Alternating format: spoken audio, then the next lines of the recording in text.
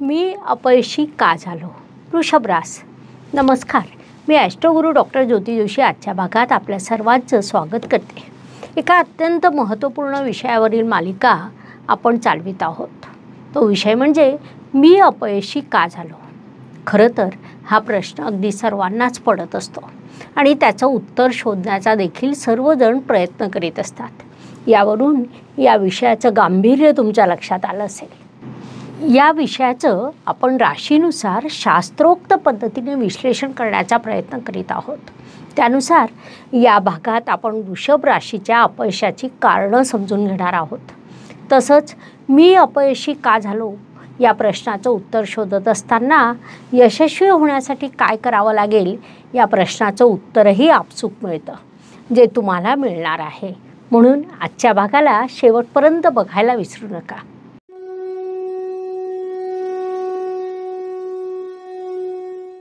वृषभ राशीच्या दृष्टीने विचार केला असता ही पृथ्वी तत्वाची स्थिर रास आहे. तुमच्या राशीचा स्वामी शुक्र ग्रह आहे. प्रचंड परिश्रम करणाऱ्या लोकांची रास म्हणून वृषभ राशीची विशेष ओळख आहे. तुमच्या राशीचं बोधचिन्ह बैल आहे आणि बैल हा कष्टकरी परिश्रमी पशु म्हणून ओळखला जातो. त्यानुसार तुम्ही परिश्रम करतातच. आता आपल्या विषयानुसार मी अपयशी का झालो हा प्रश्न वृषभ जातकांना सतत पडत असतो. कारण खूप परिश्रम केल्यानंतरही पदरी जर अपयश येत असेल तर हा प्रश्न पडणं अत्यंत स्वाभाविक आहे. वृषभ जातक हे दिसायला अत्यंत स्मार्ट असतात, सतत ॲक्टिव्ह असतात, करिअरिस्ट असतात. तरीसुद्धा अनेक वेळा तुम्हाला यश हे त्या तुलनेत लाभत नाही. त्यामुळे तुम्हाला सतत प्रश्न पडत असतो की माझ्या बाबतीत असं का घडत आहे, मी अपयशी का झालो हा प्रश्न तुम्हाला पडत असतो.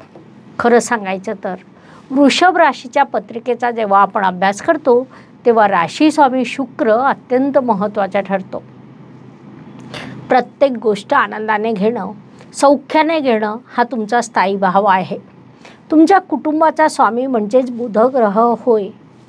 कारण तुमच्या द्वितीय स्थानात बुधाची मिथुन रास येते. त्यामुळे तुमच्या कुटुंबात हसत खेळत गप्पा गोष्टी चालतात. मात्र त्या तुलनेत तुमचा जोडीदार हा अधिक शिस्तबद्ध असतो. कुटुंबातील इतर व्यक्तींच्या तुलनेत जोडीदार हा अत्यंत शिस्तबद्ध असल्यामुळे थोडासा एकाकीपणा देखील त्याला जाणवतो. तरीसुद्धा वृषभ जातक हे आनंदाने जगत असतात. किंबहुना जगण्याचा तुम्ही परिपूर्ण आनंद घेण्याचा प्रयत्न करत असतात. सतत परिश्रम करणं, सतत प्रवास करणं हा देखील वृषभ जातकांच्या स्वभावातील एक महत्त्वाचा भाग येतो. घरात शांत निवांत बसायला तुम्हाला खूप आवडतं. तरीसुद्धा तुमचे अनेक लहान मोठे उद्योग सतत सुरू असतात. कारण तुमचे चतुर्थेश म्हणजे रविदेव होय, जे कधीही थांबत नाही. इतर ग्रहांसारखे कधीही वक्री होत नाही. ते आपल्या एकसमान गतीने सतत भ्रमण करीत असतात. तेच तुमच्या वास्तूचे कारक आहेत, ज्यामुळे तुमच्या घरात सातत्याने काही ना काही सक्रियता सुरू असते. यानंतर वृषभ राशीच्या शिक्षणाचे कारक म्हणजे बुध आणि शनिदेव होय. बुध हा व्यापारी तत्वाचा ग्रह आहे. त्यामुळे व्यावसायिक शिक्षण, अकाउंटन्सीसारख्या क्षेत्रामधील शिक्षण तुम्हाला आवडतं आणि त्यात तुम्ही यशस्वी देखील होतात. एकंदरीत अत्यंत परिश्रमी असलेल्या या राशीच्या भाग्यात अनेक वेळा थोडासा आनंद आणि खूप मोठं दुःख सामावलेलं असतं. कारण आपण पत्रिकेचा अभ्यास केला असता षष्ठ स्थान म्हणजे शत्रूच्या स्थानाचं स्वामित्व देखील शुक्र ग्रहाकडे आहे, जो तुमच्या राशी स्वामी आहे. त्यामुळे येथे स्वतःच्या आयुष्यात प्रश्न निर्माण करण्याचा एक योग दिसून येतो. शुक्रदेव तुमच्या राशीचे स्वामी म्हणजे तुमच्या पत्रिकेचे ते मुख्यमंत्री ठरतात. त्यामुळे इतर ग्रहांना जबाबदाऱ्या देखील तेच वाटतात. त्यानुसार तुमच्या भाग्याचं व्यवस्थापन करण्याचं कार्य त्यांनी शनिदेवांना दिलेलं आहे. भाग्यासह तुमच्या कर्माचं व्यवस्थापन देखील शनिदेव करतात. म्हणजे शनिदेव हे तुमच्या भाग्य आणि कर्म या दोन्ही महत्त्वपूर्ण स्थानाचे स्वामी आहेत. एकाच वेळी त्रिकोण व केंद्र अशा दोन्ही स्थानांचे स्वामी असल्यामुळे वृषभ राशीसाठी शनिदेव हे योगकारक, राजयोगकारक, भाग्यकारक ठरतात. मात्र त्यासोबतच ते तुमचे बाधकेश देखील आहेत. म्हणजे आयुष्यात विविध बाधा निर्माण करणं, अडथळा निर्माण करणं हे कार्य देखील शनिदेव करतात. म्हणजे वृषभ जातकांच्या बाबतीत असं घडतं की स्वतः परिश्रम करायचं आणि स्वतःच आपल्या आयुष्यात अडथळे देखील निर्माण करायचे. शनिदेव तुमचं भाग्य निर्माण करतात आणि तेच बाधा देखील निर्माण करतात. असा एक परस्पर विरोधाभास वृषभ जातकांच्या बाबतीत होतो. वृषभ राशीच्या जातकांना आयुष्यात काहीतरी मिळवून देण्याचं कार्य कोणी करीत असेल तर ते गुरुदेव करतात. कारण गुरुदेवांकडे तो विभाग आहे. राशी स्वामी शुक्रदेवांनी दिलेला आहे. जसं मी आधीही सांगितलं की शुक्रदेव हे तुमच्या पत्रिकेचे मुख्यमंत्री आहेत आणि इतर ग्रहांना त्यांनी जबाबदाऱ्या वाटून दिलेल्या आहेत. त्यानुसार लाभ आणि इच्छापूर्तीची जबाबदारी त्यांनी गुरुदेवांना दिली आहे. वास्तविक पाहता शुक्र आणि गुरु यांच्यात शत्रुत्वाचं नातं आहे. कारण गुरु म्हणजे देवगुरु बृहस्पती, तर शुक्र म्हणजे राक्षसांचे गुरु शुक्राचार्य होय.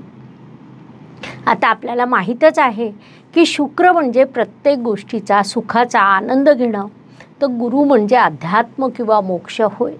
त्यामुळे भौतिक गोष्टीकडे थोडंसं दुर्लक्ष असा हा परस्पर विरोधाभास इथे निर्माण होतो. शुक्रदेवांना म्हणजे तुमच्या राशी स्वामी त्यांना भौतिक सुख हवं असतं. यासाठी प्रचंड परिश्रम करणं, जास्तीत जास्त पैसा कमवण्यासाठी प्रयत्न करणं हा तुमचा स्थायी भाव असतो. याविरुद्ध तुमचे लाभेश गुरुदेव तुम्हाला सांगत असतात की थोड्यांमध्ये समाधानी राहा. संपन्न आयुष्य जगण्यापेक्षा समाधानी आयुष्य जगण्याचा प्रयत्न करा. त्यामुळे हा देखील एक विरोधाभास म्हणता येईल. तुमचे भाग्येश शनिदेव तुम्हाला सहकार्य नक्कीच करतात, मात्र उशिराने करतात. कारण आपल्याला माहिती आहे की विलंब करणं हा शनिदेवांचा स्थायी भाव आहे. या सगळ्यामध्ये गमतीची बाब म्हणजे वृषभ राशीच्या व्ययस्थानात मंगळदेवांची मेष रास येते. अर्थात तुमच्या पत्रिकेतील खर्चाचं डिपार्टमेंट मंगळदेवांना दिलेलं आहे. आता मंगळदेव आपल्या मूळ स्वभावानुसार कोणतंही कार्य तडकाफडकी करतो. म्हणजे तुमचा राशी स्वामी स्थिर मनोवृत्तीचा, शांत प्रवृत्तीचा, कोणताही निर्णय विचारपूर्वक घेणारा आहे. तर मंगळ म्हणजे व्ययेश तडकाफडकी खर्च करणारा आहे. थोडक्यात एरवी शांतपणे स्थिर चित्ताने कार्य करणारी वृषभ रास खर्च करताना मात्र तडकाफडकी करते. खर्च करताना मागचा पुढचा विचार न करता सरळ निर्णय घेते, ज्यामुळे अनेक वेळा खर्च केल्यानंतर तुम्हाला जाणवतं की हा खर्च केला नसता तरी चाललं असतं. अनेक वेळा चुकीच्या ठिकाणी खर्च झाल्यामुळे देखील यश लांबतं. आता असं सर्व असल्यावर शेवटी तुम्ही विचारता की मी अपयशी का झालो किंवा माझ्याच बाबतीत असं का घडलं. तर वृषभ जातकांना आयुष्यामध्ये यश, पद, पैसा, प्रतिष्ठा, ऐश्वर्य सर्व काही लाभू शकतं. मात्र तुम्ही केवळ 2 गोष्टीकडे प्रामुख्याने लक्ष द्यायला हवं. एक म्हणजे तुम्हाला यश हे उशिराने मिळणार आहे, म्हणून शांतता व सौम्यता बाळगावी. खर्च करताना एकदा नव्हे तर 2दा विचार करावा, ते तुमच्यासाठी अत्यंत आवश्यक आहे. तर दुसरी गोष्ट म्हणजे समाधान ही गोष्ट तुम्हाला स्वतःमध्ये विकसित करावी लागेल. असं केल्यानंतर तुमच्या आयुष्यातील यशाची टक्केवारी निश्चितच वाढू शकेल आणि तेव्हाच तुमच्या आयुष्यात जो आनंद थोडा आहे त्याची व्याप्ती वाढेल. आज जे दुःख जास्त आहे तर त्या जागी सुख जास्त होईल. त्यासाठी तुम्हाला केवळ एवढंच करायचं आहे की समाधानाने जीवन जगणं. उशिरा का होईना पण आपल्याला यश मिळेल याची खात्री बाळगावी. तसंच खर्च करण्यापूर्वी एकदा नव्हे 2दा विचार करावा, जेणेकरून तुमचं आयुष्य सुखी आणि समृद्ध होऊ शकेल. ही बाब वृषभ राशीच्या जातकांनी लक्षात घ्यावी. वृषभ जातक आपल्या आयुष्यात कुठल्या कारणांमुळे अपयशी होऊ शकतात हे आपण समजून घेतलं. मात्र हा अभ्यास आपण करीत आहोत तो यासाठी की आपल्याला यश कसं गाठता येईल, आयुष्यामध्ये यशस्वी कसं होता येईल. तर वृषभ राशीच्या अपयशाचा अभ्यास करताना अपयश, अडचण, अडथळे देणारं पत्रिकेतील मुख्य स्थान म्हणजे अष्टम स्थान होय. तुमच्या पत्रिकेत तिथे गुरुदेवांची धनुरास येते. गुरुदेव म्हणजे देवगुरु बृहस्पती आणि तुमचे राशीस्वामी शुक्रदेव म्हणजे राक्षसांचे गुरु शुक्राचार्य होय.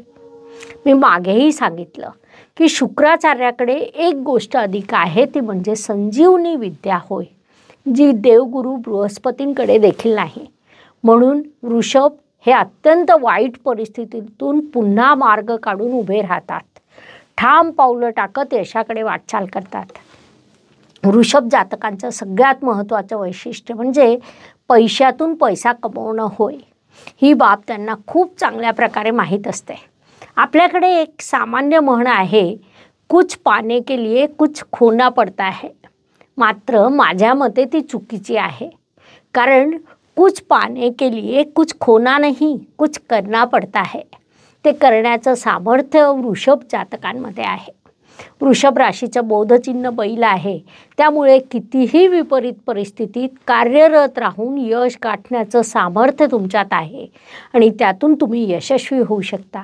ही बाब मेष राशीच्या सर्व जातकांनी लक्षात घ्यावी. तर मी अपयशी का झालो, यशस्वी करण्यासाठी काय करणं माझ्यासाठी आवश्यक आहे, हे वृषभ राशीच्या दृष्टीने समजून घेण्यासाठी एवढी माहिती पुरेशी आहे. आता आपण थांबूया. पुढील भागात आपण पुढील राशीचं विश्लेषण करणार आहोत. ही माहिती तुम्हाला आवडल्यास व्हिडिओला लाईक व शेअर करायला विसरू नका, जेणेकरून ही माहिती इतरांपर्यंत पोहोचू शकेल. धन्यवाद. शुभम भवतु. जय ज्योतिष. नमस्कार. शास्त्राचा अभ्यास करण्यासाठी माझी मराठीतून 11, हिंदीतून 2 अशी पुस्तकं प्रकाशित झाली आहे. विशेष बाब म्हणजे मी स्वतः संशोधित केलेली ज्योती जोशी पद्धती अर्थात जे पद्धती या विषयावर स्वतंत्र ग्रंथ उपलब्ध आहे, त्याचा देखील लाभ घ्यावा. यूट्यूबची कार्यप्रणाली ही मुख्यतः लाईक, शेअर आणि सबस्क्राईबवर चालते. Please like, share and subscribe the channel. धन्यवाद. शुभम भवतु. जय ज्योतिष.